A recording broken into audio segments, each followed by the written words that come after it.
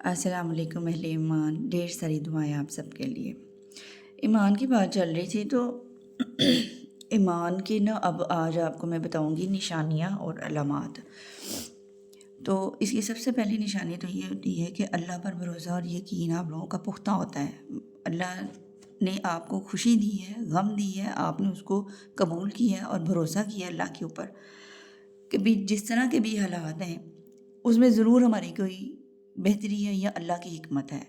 یہ ایک ایمان کی نشانی ہے، ٹھیک ہے۔ آپ نے راضی رہنا ہے ہر حال میں۔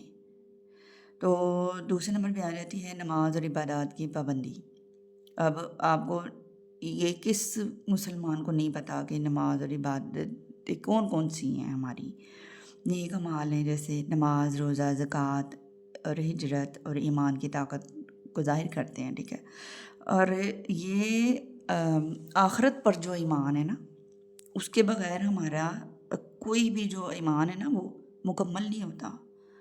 تو اس کو بھی ذرا ذہن میں رکھیے گا۔ سچ بولنا اور وعدہ پورا کرنا۔ مسلمان مرد ہے، مسلمان عورت ہے، وہ بولتا ہے تو سچ بولتا ہے اور وعدہ خلافی نہیں کرتا۔ جو کہنا ہے اس کو پورا کرنا ہے۔ اور کہنے کا مطلب یہ نہیں ہے کہ آپ مطلب نیگیٹو نہیں، پازیٹیو سارا۔ آپ اگر کسی کے ساتھ کوئی کمٹمنٹ کرتے ہیں تو آپ نے پوری کرنی ہے، چاہے وہ آپ کے بچے ہیں، چاہے وہ آپ کا کوئی بھی رشتہ ہے۔ صبر اور شکر، اس کے علاوہ کوئی چارہ نہیں ہے، یہ سب سے بڑے پلر ہیں۔ مشکلات میں صبر اور نعمتوں میں شکر ادا کرنا ایمان کی علامت ہے۔ برائی سے بچنا اور نیکی کی طرف بڑھنا۔ گناہ سے بچنا ہے، اور گناہوں میں سب سے جو برا گناہ ہے وہ تنہائی کا گناہ ہے، جس میں اللہ اور آپ کے درمیان میں کوئی نہیں ہوتا۔ وہاں گناہ سے بچنا جو ہے وہ ایمان کی طاقت ہے، علامت ہے اور نشانی ہے سب سے بڑی کہ آپ کا ایمان کتنا پختہ ہے۔ اور اچھے اعمال کرنا ایمان کا حصہ ہے۔ برائی سے بچنا کیا ہوتا ہے، یہ آپ حضرت یوسف سے بھی سیکھ سکتے ہیں۔ اس سے اوپر ایمان کی پختگی کی کوئی نشانی نہیں ہو سکتی۔ وہ سب سے جو اخیر انہوں نے کر دی ہے نا ایمان کی، وہ اور ایمان کی پختگی کی، وہ اخیر ہے بس۔ اس کو واقعے کو جا کے پڑھیں، قرآن پاک میں ہے سورہ یوسف، اس کو پڑھیں۔ دل میں اللہ کا خوف اور امید دونوں رکھنا، اللہ کا خوف بھی اور امید بھی، کیونکہ جب اللہ کا خوف ہوگا تو ہم برائی سے بچیں گے، غلط کاموں سے باز رہیں گے۔ اور امید، جب ہم پہ کوئی مشکل آ جاتی ہے تو ہم نے امید اللہ پہ ہی رکھنی ہے کہ اس کو اگر اللہ نے کی طرف سے یہ آئی ہے تو اللہ ہی انشاءاللہ اس کو ختم کرے گا۔ ٹیسٹ ہیں ہمارے بس، آزمائشیں ہیں، اس پہ پورا اترنے کے لیے ہمیں بس آزمایا جاتا ہے۔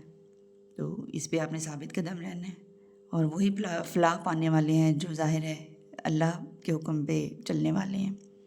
علم حاصل کرنا اور سیکھنا، دین کا علم ہے، اس سے اوپر کوئی علم نہیں ہے۔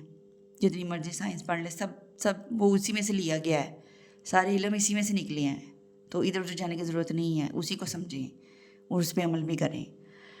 اور سمجھ مومن کے ایمان کو مضبوط بناتا ہے۔ بس جی یہ چیزیں ہیں، یہ علامتیں ہیں، ان پہ آپ خود بھی غور کریں کہ آپ کے اندر موجود ہیں، اگر نہیں ہے تو آپ اپنے آپ کو بہتر کریں۔ جیسے آئینہ دیکھتے ہیں نا، اپنی روح کے اندر بھی جھانکیں، کیا یہ ساری چیزیں وہاں پہ ہیں؟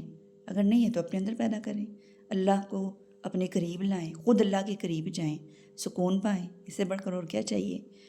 سونا چاندی سب کچھ نہیں کام آنا، بس یہ سکون جو اللہ کے قریب رہ کے ملتا ہے۔ دعاؤں میں یاد رکھیے گا، لائک کریے گا، شیئر کریے گا، اور جڑتے رہیے گا، اسی طرح سے کمنٹس کرتے رہیے گا، حوصلہ افزائی کرتے رہیے گا۔ اللہ آپ سب کو صراط مستقیم پہ چلنے کی توفیق دے۔ سیم یہی دعا میرے اپنے لیے ہے، میری اپنی اولاد کے لیے ہے، میری تمام امت مسلمہ کے لیے ہے۔ جزاک اللہ۔